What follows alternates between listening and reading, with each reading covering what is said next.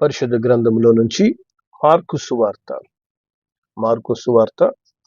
10వ అధ్యాయము 27వ వచనాన్ని ఈ ఉదయ కాలంలో మనము ధ్యానిద్దాం. మార్కు 10:27. యేసు వారిని చూచి, ఇది మనుషులకు అసాధ్యమే కాని దేవునికి అసాధ్యము కాదు, దేవునికి సమస్తమును సాధ్యమే అనెను.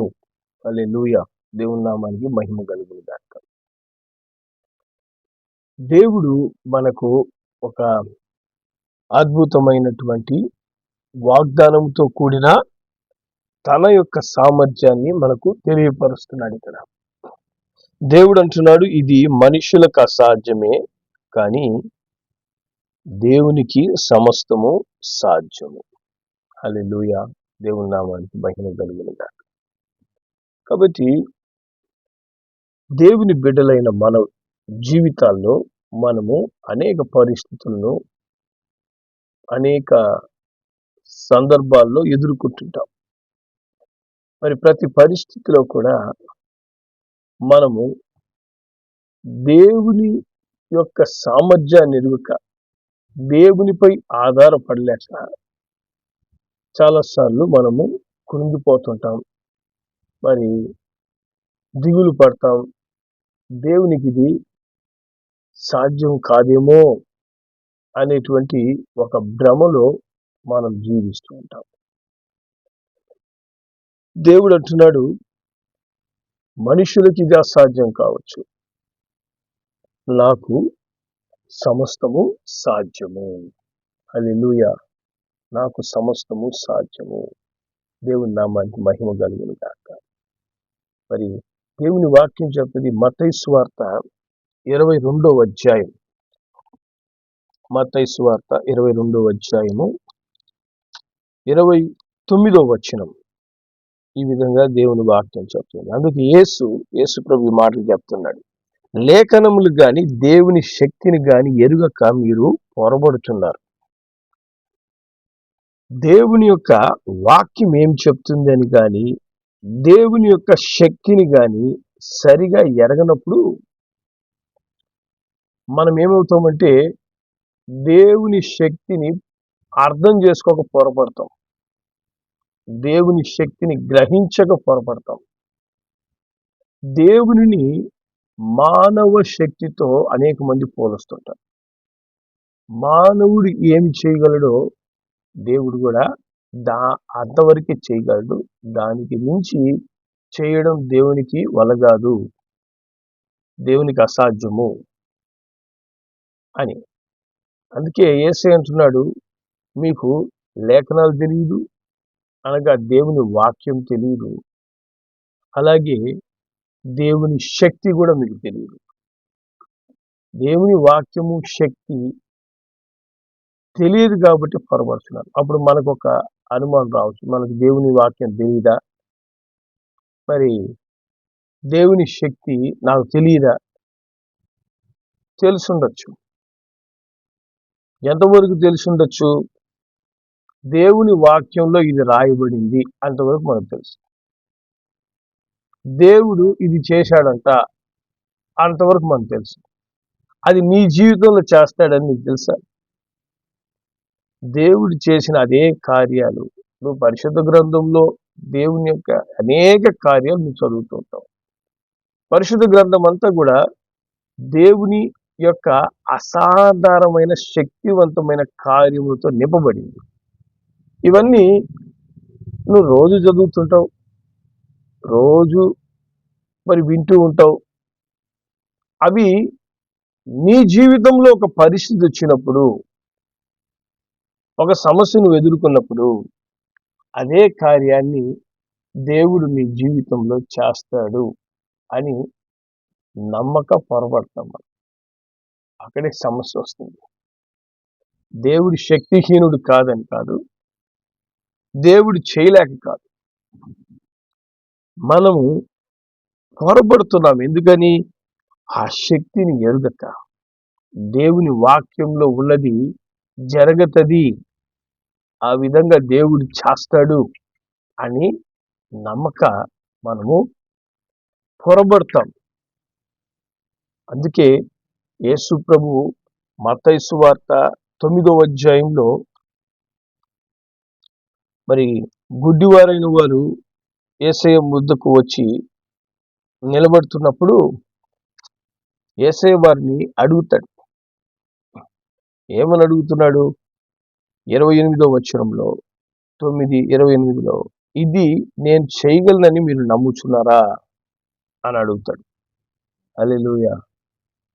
మరి నీ జీవితంలో అసాధ్యము అనుకుంటున్న కార్యాలన్నీ కూడా దేవుడు చేయగలడు అని మనం నమ్ముతున్నామా? నమ్ముతున్నామని నోటి వరకు చెప్పడం కాదు, అది హృదయపూర్వకమైన విశ్వాసంగా ఉందా? నీ యొక్క విశ్వాసాన్ని నువ్వు బహిర్గతంగా తెలియపరచగలవా? అంత విశ్వాసం నీలో ఉందా? ఆ గుడ్డివారు యేసయ్య దగ్గరికి వచ్చినప్పుడు మరి అందరూ చెప్పుకుంటారు, నువ్వు పుట్టు గుడ్డోడివి, నీకు కళ్ళు రావడం అసాధ్యము. మరి వారి మనసులో ఆ మాటే నమ్ముంటారేమో. అందరు చెప్పారు కాబట్టి ఈ యేసయ్య దగ్గరికి వచ్చిన పుట్టు గుడ్డి నుంచి నేను బాగుపడతామా? అందుకే యేసయ్య అంటున్నాడు, నీ అద్భుతం చేసే ముందు వాళ్ళందరూ చెప్పే మాటలు కాదు, నీకు నేను బాగు చేస్తానని నమ్మకం ఉందా? లోకమంతా ఒక మాట నమ్మొచ్చు, లోకమంతా ఇది జరగదు అని చెప్తుండొచ్చు, కానీ నీకు దేవుని మీద ఎటువంటి నమ్మకం ఉంది? నీకు మరి నువ్వు ఎదుర్కొంటున్నటువంటి పరిస్థితుల్లో దేవుడు తన బలమైన కార్యాలు చేస్తాడనే విశ్వాసం ఎంతవరకు ఉంది? హల్లెలూయా. అది ఆ విశ్వాసం, ఆ నమ్మకాన్ని దేవుడు చూస్తాడు. దేవుని నామాన్ని మహిమ కలిగినగాక. ఎందుకంటే నువ్వు ఆరాధించే దేవుడు సాధ్యము కాని దేవుడు, చెయ్యలేని దేవుడు కాదు, కానీ నీవు ఆయన యందు విశ్వాసం ఉంచుటలోనే నీ యొక్క మేలు లేదా నీ యొక్క ఆశీర్వాదాలు నీకు విడుదలవుతాయి. కాబట్టి ఒక పేపర్ తీసుకొని నువ్వు ఇది సాధ్యం కాదు అనుకుంటున్నవన్నీ ఒక పక్క రాయండి. నీ జీవితంలో ఏవేవి జరగడానికి అవకాశం లేదు అని నువ్వు 100కు 200% నమ్ముతున్నావు ఆ విషయాలని. ఎందుకంటే అపవాది మన చెవుల్లో చెప్తూ ఉంటాడు, ఇది జరగదు, మరి నీ జీవితంలో మార్పు రాదు, మరి నీకున్నటువంటి శోధనలు విడిచిపోవు, మరి నీ యొక్క బిడ్డలు రక్షణ పొందుకోలేరు, నీ కుటుంబంలో రక్షణ కలగదు, మీ యొక్క సమస్యలు తీరిపోవు, నీ వ్యాధి నిన్ను విడిచిపెట్టదు, ఇట్లాంటి నీ అప్పుల సమస్య తీరిపోదు, నీ జీవితంలో మేలు కలగదు, ఇట్లాంటి కొన్ని వేల లక్షల అబద్ధాలు అపవాది చెప్పుకుంటాడు. వాటన్నిటిని కూడా దేవుని వాక్కులాగా నమ్ముతారు చాలా మంది. దేవుని నుంచి వచ్చిన ప్రవచనంలాగా అపవాది చెప్పిన మాటలు అద్భుతంగా వాటిని తీసుకొని వాటిని 100కి 200% నమ్మి అవును ఆమేన్, కాబట్టి ఈ విధంగానే జరుగుతుంది, నాలో మార్పు కలగదు, మా జీవితాల్లో మార్పులు కలవు అని వాటిని గట్టిగా నమ్మడం వల్లనే దేవుని కార్యాలు మనం చూడలేకపోతున్నాం. కాబట్టి ఒక లిస్ట్ రాసుకోండి, ఏదైతే అపవాది కాదు జరగదు అని చెప్పుంటాడో, మరి నువ్వు అనుకున్న వాటిని, నువ్వు ఎదురు చూస్తున్న వాటన్నిటిని ఒక లిస్ట్ అవుట్ చేసి దేవునికి సమస్తము సాధ్యం కాబట్టి ఇది దేవునికి సాధ్యం అని పక్కన రాయండి. నీకు సాధ్యం కానిది ఒక లైన్ రాసుకొని ఆ లైన్ పక్కన ఖాళీలో ఇది దేవునికి సాధ్యం, ఇది దేవునికి సాధ్యం, ఇది దేవునికి సాధ్యం, హల్లెలూయా. అట్లా ప్రతి ఒక్కటి రాయండి. రాసి దాన్ని మనం ఏం చేయాలి? ప్రతిదినము ప్రార్థించేటప్పుడు ఆ పేపర్ తీసుకోవాలి, తెరిచి నీ సమస్యలు ఏమేమైతే రాసిన్నాము ఆ సమస్య చదవడం, పక్కన ఇది దేవునికి సాధ్యం, సమస్య చదవడం దేవునికి సాధ్యం, సమస్య చదవడం దేవునికి సాధ్యం. కాబట్టి అట్లా నువ్వు ప్రతి దినము ఇది దేవునికి సాధ్యం, దేవునికి సాధ్యం, దేవుని వల్ల అవుతుంది, దేవుడు నాకు చేస్తాడు, దేవుడు చేసి తీరుతాడు, దేవునికి అసాధ్యమైంది లేదు, ఇది నిశ్చయంగా నా జీవితంలో నెరవేరబోతూ ఉంది అని నీ విశ్వాసము దేవుని మీద పెరిగేంత వరకు ఆ రాసిన దాన్ని మళ్ళా చదవండి, మళ్ళా చదవండి. చదివే కొలది ఇది దేవునికి సాధ్యం అనే నమ్మకము నెమ్మదిగా మీలో కలుగుతుంది ఖచ్చితంగా. హల్లెలూయా. మరి యెహోషువ గ్రంథము 10వ అధ్యాయంలో యెహోషువ ఒక యుద్ధం చేస్తున్నాడు 10వ అధ్యాయంలో. మరి ఆ యుద్ధంలో మరి మీరు గెలిచేందుకు అమోరీయుల మీద గెలిచే పరిస్థితి దగ్గర పడుతూ ఉండగా అక్కడ ఏమైపోతుంది, చీకటి పడబోతుంది. మరి యెహోషువ గ్రంథం 10వ అధ్యాయంలో 12, 13 వచనాలు మనం చదివితే ఇక్కడ యెహోషువ ఒక ప్రార్థన చేస్తున్నాడు. యెహోవా ఇశ్రాయేలు ఎదుట అమోరీయులను అప్పగించిన దినమున ఇశ్రాయేలు వినబడుచుండగా యెహోవాకు ప్రార్థన చేశాడు. సూర్యుడా నువ్వు గిబియోనులో నిలువుము, చంద్రుడా నువ్వు అయ్యాలోను లోయలో నిలువుము. జనులు తమ శత్రువుల మీద పగ తీర్చుకొని వరకు సూర్యుడు నిలిచెను, చంద్రుడు ఆగెను అను మాట యాషారు గ్రంథంలో వ్రాయబడి ఉన్నది కదా. సూర్యుడు ఆకాశ మధ్యను నిలిచి ఇంచుమించు ఒకనాడెల్లా అస్తమింప త్వరపడలేదు. హల్లెలూయా. ఇక్కడ ఆయన ఒక ప్రార్థన చేస్తున్నాడు. ఏం ప్రార్థన? మనలాంటి అవిశ్వాస ప్రార్థన కాదు. చాలా మంది ప్రార్థనలు ఎట్లుంటాయంటే, దేవా నీ చిత్తమైతే, నీకు ఇష్టమైతే, దేవా అంత నీ చిత్తం, అంత నీ చిత్తం కాదు. ఇక్కడ ఏమైపోతుందంటే మన చిత్తం, అక్కడ మనకు విశ్వాసం లేక మన ప్రార్థనలు దేవుని చిత్తం అనే ఒక మాటను యాడ్ చేస్తుంటారు.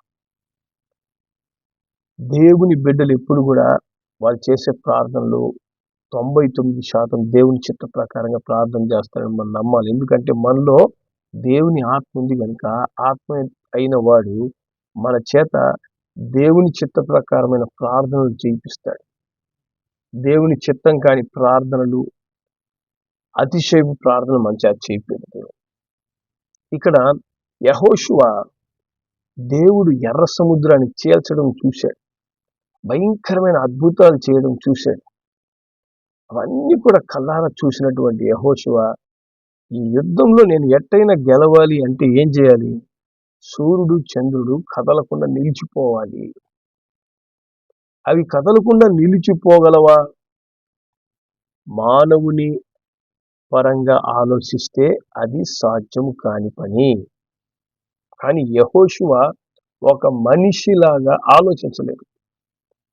నా దేవునికి ఇది సాధ్యము అని అందరూ వింటూ ఉండగా ప్రార్థన చేశాడంట. చూసారా, రహస్యంగా పోయి సీక్రెట్ గా, దేవా ఇవనైనా వీళ్ళందరూ మరి లేకుండా నేను సీక్రెట్ గా నీ కోసం ఒంటరికి కూర్చొని రహస్యంగా ప్రార్థన చేస్తున్నానయ్యా, ఇదిగో నీ చిత్తమైతే సూర్యుడిని ఆపు, చంద్రుడిని ఆపు కాదు. అందరూ వింటూ ఉండగా అంటే ఏంటంటే అందరూ ఈయన ప్రార్థన చూసి ఆశ్చర్యపోయి ఉంటారు. ఏంది ఈయన ప్రార్థన చేస్తున్నాడు, సూర్యుడు నిలిచిపోవాలని, మరి చంద్రుడు నిలిచిపోవాలని ప్రార్థన ఏంటయ్యా, ఇప్పటి వరకు ఇట్లాంటి ప్రార్థన మేము వినలేదే అని ఖచ్చితంగా అనుకొని ఉంటారు. పోనీ అతను చేసిన ప్రార్థన తర్వాత ఆడేం జరిగింది? శత్రువు చూస్తూ ఉండొచ్చు. ఏమని? అయ్యో మనం ఇంతసేపు యుద్ధం చేస్తున్నాం, మన శరీరాలు అలసిపోతున్నాయి, ఇంకా చీకటి పడడం లేదేంటి?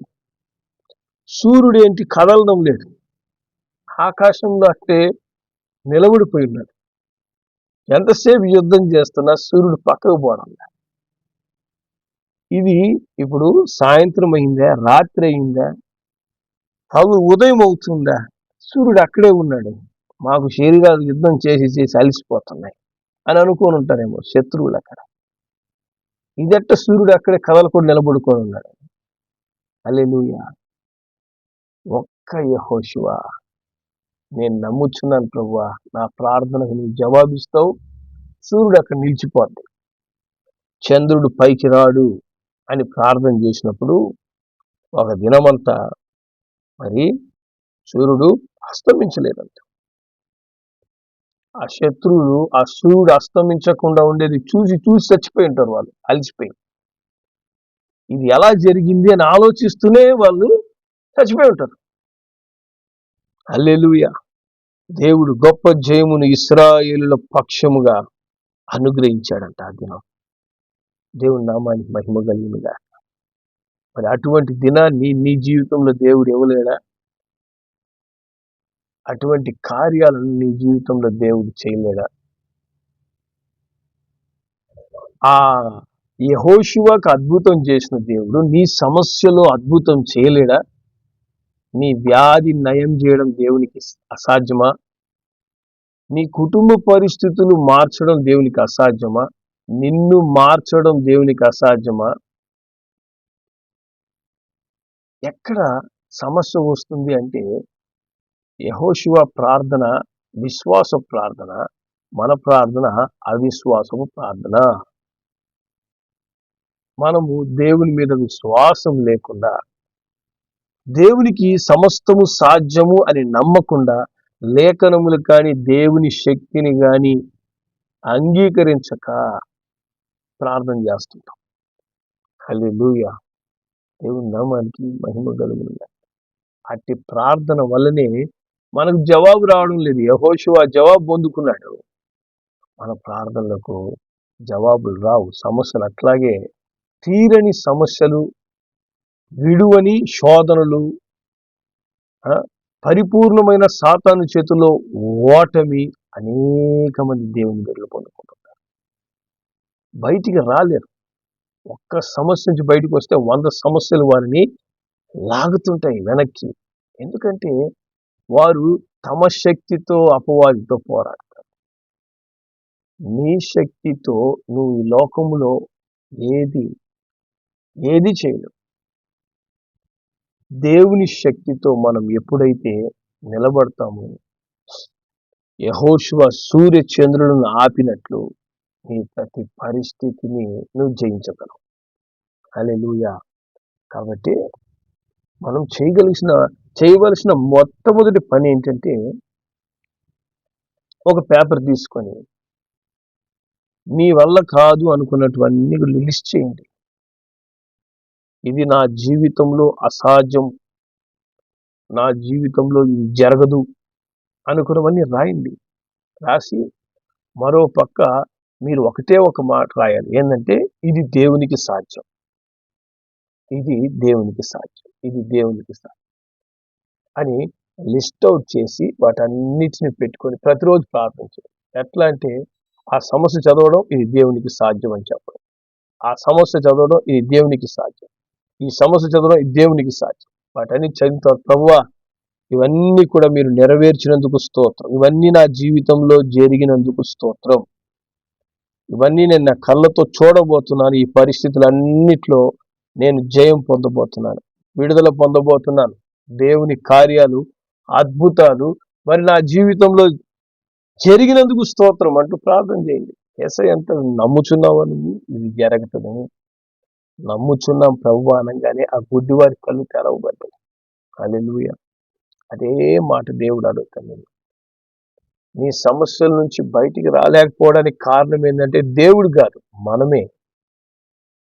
మనమే కారణం. మనము నమ్మం. ఎందుకంటే మన కంటి ముందున్న అనేక మంది ఆ సమస్యల నుంచి బయటికి రాలేదు, వాళ్ళందరూ కనబడుతుంటారు. వాళ్ళందరూ రాలేదు కాబట్టి నేను కూడా రాలేను. మరి వాళ్ళందరూ పరిశుద్ధ గ్రంథం చదివిన వాళ్ళు కాదు, దేవుని కార్యాల నుండి విశ్వాసం ఉంచిన వాళ్ళు కాదు. మనం పరిశుద్ధ గ్రంథంలో దేవుని యొక్క ఆశ్చర్య కార్యాలు, అద్భుతాలు లెక్కలేనని ప్రతిదినం మనం చదువుతున్నాం, వింటున్నాం, ధ్యానిస్తున్నాం. ఆ దేవుడు ఆ కార్యాలు మన జీవితంలో చేయగలడని చెప్పి దేవుడు మనతో మాట్లాడుతూనే ఉన్నాడు. కానీ అవన్నీ మనం పక్కన పెట్టి మన చుట్టూ ఉండే వాళ్ళు సమస్యల నుంచి బయటికి రాలేదు కాబట్టి నేను కూడా ఖచ్చితంగా నేను రాను, నాకు విడుదల కలగదు అని నీవు నీ గురించి ఏం చేస్తున్నావు? సాక్ష్యం చెప్తున్నావు. ఇది నాకు జరగదు. దేవుడు పక్కన నేను చేస్తాను, నువ్వు నమ్ముతున్నావా అన్నా కూడా, లేదు ప్రభువా నేను ఖచ్చితంగా నమ్ముతున్నాను, ఇది నా జీవితంలో నెరవేరదు, నాలో మార్పు రాదు, మా కుటుంబంలో మార్పులు రావు, నాకు మారు మనసు కలగదు, ఈ శోధన నుంచి బయటికి రాలేను, ఈ వ్యాధి నన్ను విడిచిపెట్టదు, ఈ పరిస్థితులు మారవు అంతే అని నువ్వు ఖచ్చితంగా నీ గురించి చెప్పుకోవడం వలన పక్కన సాతానుడు ఏమంటాడు, అవును నువ్వు కరెక్ట్గా చెప్పిన విధంగానే నీ జీవితం ఎప్పటికీ మారదు, అలాగే నీ జీవితం ఉంటుంది అని నీ నోటి మాటను వాడు పట్టుకుంటాడు.